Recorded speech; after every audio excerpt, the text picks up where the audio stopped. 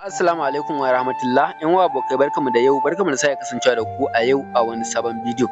A wannan bidiyon ina tafe da sabon update wanda ake connecting na WhatsApp. Sannan kuma masu matsala ta ban kar ku sake ku yi amfani da WhatsApp ɗin da kusan kuna amfani a kowane lokaci.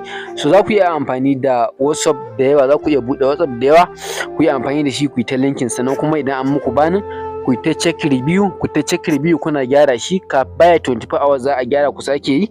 Sannan kuma ta haka dai mutane suke da wannan dabarun, wasu su samu layuka su ta buɗewa kuma suna samun alkhairi da hakan da ake yi. Amma kafin mu je kada da bidiyon da ya kasance na farkon zuwan wannan channel, kana mana alamar subscribe, sannan ka taɓa alamar ƙwararra, sannan ka zaɓi all, sannan ka like na wannan bidiyo. Idan da dama kai share zuwa ga yan uwa abokai su gani su amfana. Idan ka haka a duk lokacin da na ɗora sabon bidiyo kai tsaye za a sanar da kai.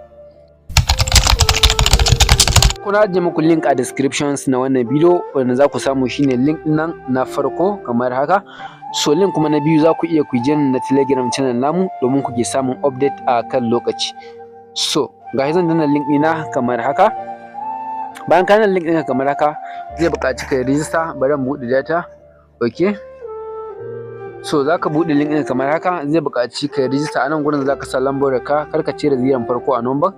Sai ka zo ka sa password ko lambobi ne guda shida ka iya ka sa, sai ka maimaita wannan password ɗin. So wannan bidiyon code ɗin sai ka bar shi a domin samun bonus, sai ka danna akan register button. Kai da zaka ga register ka ta yi successfully. Kai da ina da account, zan login na account ɗina kamar haka. Sai yanzu in saka bayanan account ɗina kamar da kuke gani.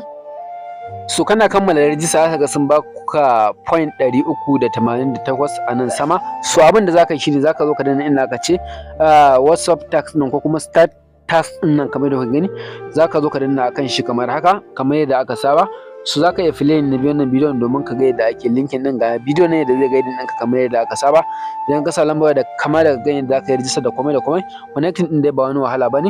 Zaka zo ka zaɓi country ɗin ƙasar ka a nan gurin. So wannan alamar plus ɗin ka cire ta, ka zaɓi country ɗin ƙasar ka. Akwai ƙasashe da dama wanda suke amfani da ita. Misali za mu zaɓi Najeriya. Kamar yadda kuka gani na zaɓi Najeriya kamar yadda kuka gani. Sai yanzu in sa number wadda zan linkin da ita, kamar yadda kuka gani zan sa wannan number da zan linkin da ita. So sai ka jira ziran farko a number. Idan ka sa gaba ɗaya number ba ta ba, sai ka cire ziran farko. Misali nan 0 nan 0, sai in sa nan 0 2 nan 0 kamar haka 722. So kamar haka sai ka danna ka ce get verification code ɗin nan. Bayan ka danna kan get verification code, so zaka jira su baka code ɗin ko okay. In bai nuna maka haka ba okay. So sai mun jira na tsawon minti 2 sannan za a bamu wannan verification code ɗin. So amma dai haka zaka bi ka abin nan kamar da kuka gani. So haka zaka bi dai su turo maka wannan code ɗin. Suna baka wannan code ɗin, za su turo maka notification ga bidiyo nan yadda ake yi. Zaka play na bidiyon kamar yadda kuka gani, sai kai play na bidiyon ka ga yadda ake linkin nan. Amma so ni sun ce in jira na tsawon minti 2. Haka dai ake connecting na WhatsApp ɗin. So zaka iya kuma ka danna akan manual tax ɗin shi ma ka danna akan shi kamar haka. So duk number da kai linkin zaka kisa ta a nan gurin, ka zaɓi country ɗin ƙasar. So kowace number a baka damar ka tura sako a WhatsApp. So akwai wani in baka suna maka sakon a number ba, sai ka danna ka check, za su baka sakon sai ka copy ka tura a wannan number gaba ɗaya.